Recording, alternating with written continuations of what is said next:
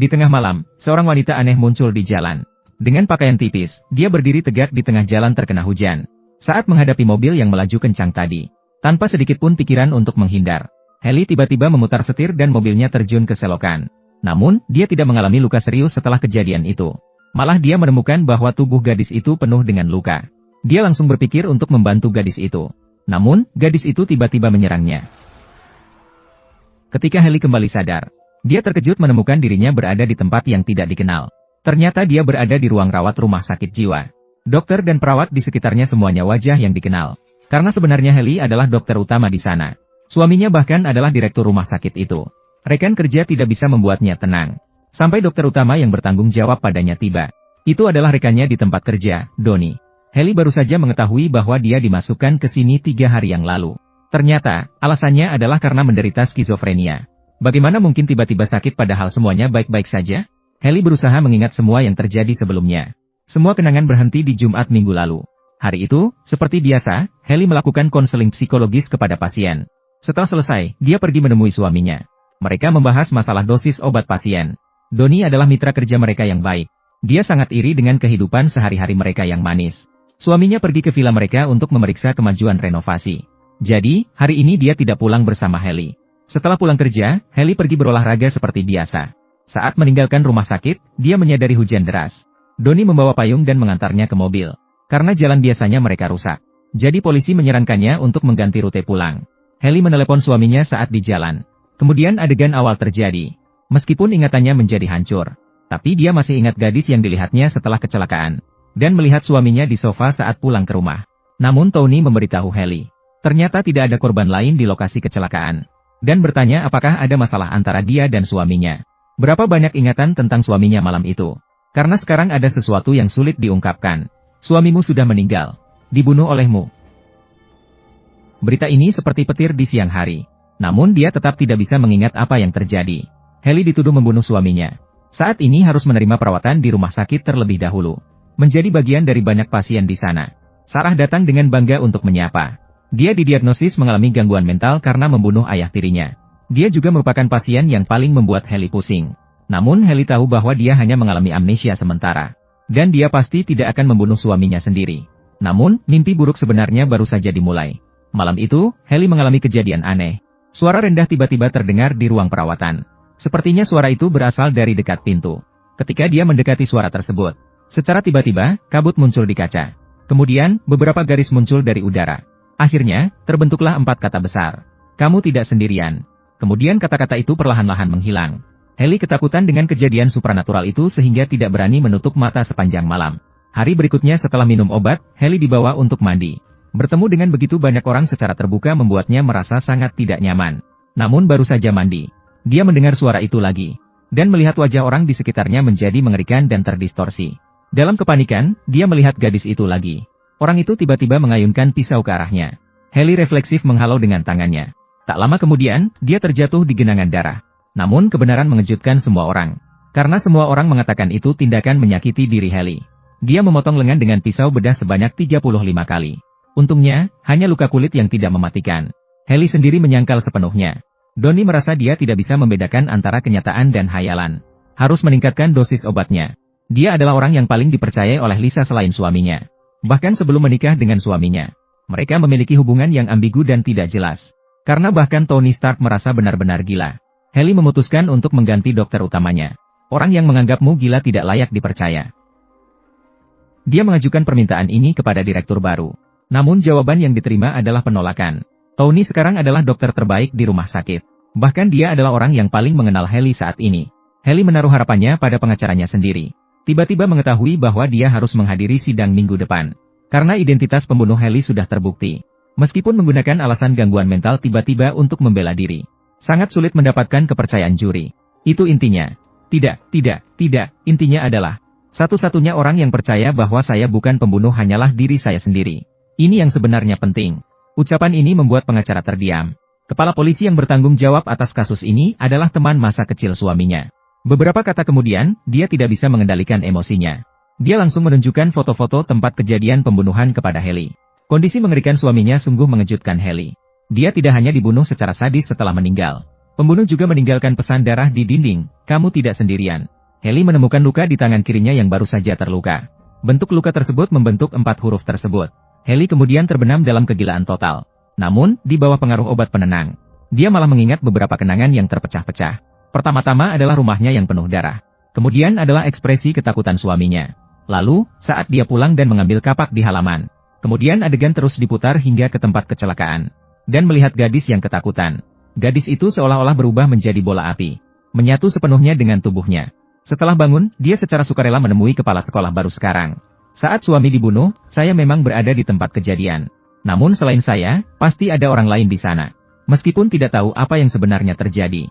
Namun kata-kata misterius, kamu tidak sendirian. Lebih seperti mengingatkan bahwa ada pelaku sebenarnya. Namun balasan yang diterima masih seperti kata-kata dokter kepada pasien. Saat itulah Heli memperhatikan ke depan. Menemukan di foto yang dibawa oleh direktur baru. Gadis ini mirip dengan korban yang dilihatnya malam itu. Ternyata dia adalah putri dari direktur, Xiao Qiu. Sudah meninggal 4 tahun yang lalu. Meskipun direktur tidak mengungkapkan penyebab kematian Xiao Qiu. Namun hubungan antara mereka tidak muncul begitu saja tanpa alasan. Apakah saya mengalami fenomena yang tidak dapat dijelaskan oleh ilmu pengetahuan? Maka Heli mencoba berbicara dengan udara. Jika jiwa Xiao Qiu benar-benar ada, maka mohon dia untuk membiarkan saya mencari kebenaran. Bagian ini dihilangkan 1000 kata-kata kaget. Heli meninggalkan ruang perawatan itu begitu saja. Setelah bermain petak umpet dengan penjaga keamanan, berhasil sampai di kantor Doni. Mengira akan meninggalkan rumah sakit setelah mendapatkan kunci. Namun melihat foto bersama mereka terus ada di laci. Kemudian komputer juga membatalkan screensaver-nya. Ternyata Doni telah menyelidiki berita bunuh diri Xiao Qiu. Dia meninggal tenggelam setelah melompat dari jembatan. Tiba-tiba adegan aneh muncul di layar pemantauan. Roh Xiao Qiu ternyata berada di sel isolasi. Dan Lisa yang sulit itu dikurung di sini. Sepertinya ini petunjuk yang diberikan Xiao Qiu pada dirinya sendiri. Kemudian Heli dengan lancar sampai di sel isolasi. Melihat ke ruang perawatan tempat Sarah berada. Namun melihat pemandangan mengejutkan ini. Tampaknya Sarah sedang diserang oleh seseorang di dalam. Orang itu bahkan memiliki tato khusus di dada. Heli yang panik memilih untuk melarikan diri. Akhirnya dihentikan oleh 2 petugas keamanan. Setelah itu, Heli bertanya pada Doni apa yang sebenarnya terjadi. Dia mengatakan bahwa Sarah tidak mengalami kekerasan selain dari cedera di kepala. Tidak ada tanda-tanda kekerasan yang terjadi. Heli bersumpah bahwa dia tidak salah melihat. Dia juga percaya bahwa kematian Xiao Qiu tidak ada hubungannya dengan bunuh diri. Karena dia melihat Xiao Qiu saat kecelakaan mobil. Luka-luka di tubuhnya disebabkan oleh orang lain. Doni tidak memperdulikan omong kosong Heli.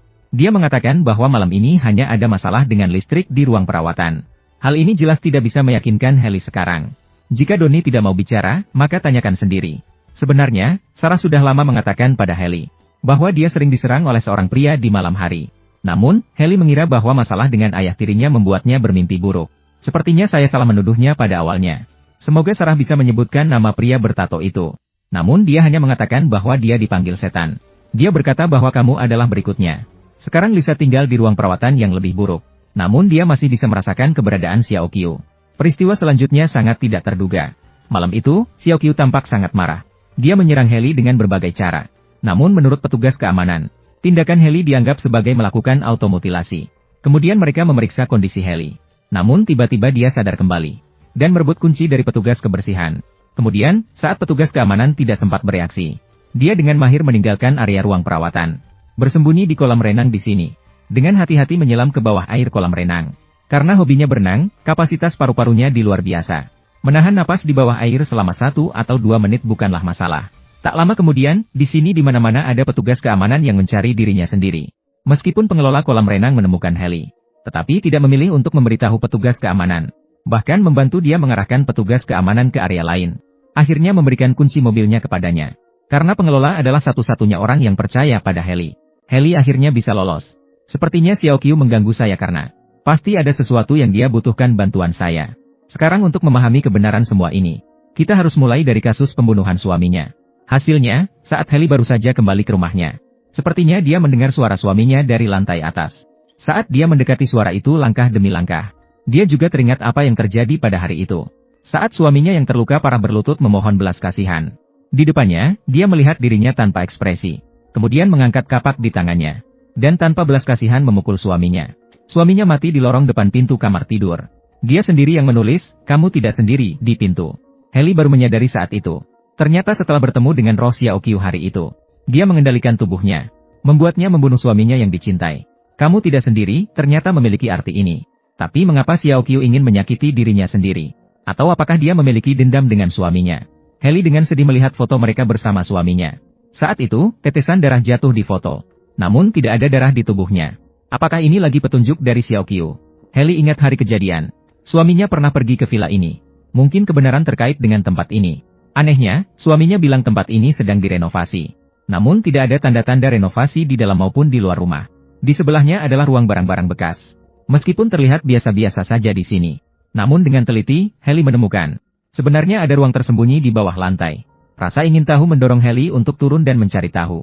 Hasilnya, dia menemukan sesuatu yang mengejutkan di sini. Dia melihat sebuah kamera menghadap ke sebuah tempat tidur. Terlihat seperti lokasi syuting film ilegal.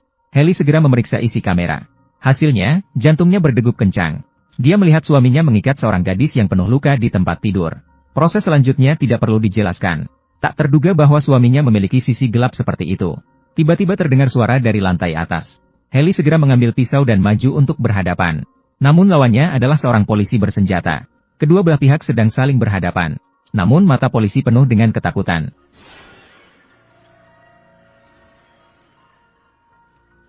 Ternyata dia adalah seorang gadis yang hilang 2 minggu yang lalu. Dia terus disandera di villa oleh suami Hailey. Tidak seorang pun menyangka dia adalah orang seperti itu. Sepertinya kematian Xiao Qiu juga terkait dengannya. Mungkin ini adalah arti sebenarnya dari tidak sendirian. Gadis-gadis yang menderita tangan jahat suami satu persatu. Hailey curiga dia memiliki kaki tangan. Itu adalah pria bertato yang telah lama melecehkan Sarah. Perilaku suami dan orang itu sesuai dengan tato itu. Menyiksa gadis-gadis seperti di neraka. Hailey memberitahu Donnie tentang temuannya ini. Namun lawan tetap percaya dia melihat ilusi. Saya bukan ilusi, tapi terkutuk. Saya tidak percaya hantu. Karena Hailey sebelumnya melukai penjaga. Sehingga kepala polisi menolak untuk membiarkannya kembali ke rumah sakit jiwa. Dia ditahan di kantor polisi hingga sidang pembunuhan. Hailey juga memanfaatkan kesempatan ini untuk memberitahu kepala polisi bahwa dia melihat pria bertato. Suaminya tampaknya lebih mirip hubungan guru dan murid dengan orang ini. Mereka memeluk agama yang memuja setan. Sebagai seorang psikolog, Hailey juga menebak pengalaman masa kecil pria bertato itu. Sang kepala polisi juga tampaknya sangat mengenal jenis penjahat ini. Setelah rekannya meninggal, dia tidak segera menyelesaikan masalah dengan gadis itu. Mungkin dia ingin menunggu sampai segalanya tenang. Akhirnya, ucapan itu membuat Hailey tersadar. Orang itu sangat dekat dengan suaminya. Seseorang yang bisa masuk dan keluar dari rumah sakit jiwa dengan bebas.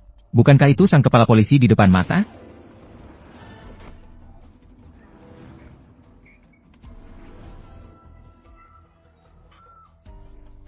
Saat sang kepala polisi bersiap untuk menyuntikkan obat halusinogen kepadanya, listrik di sel tahanan tiba-tiba menjadi tidak stabil.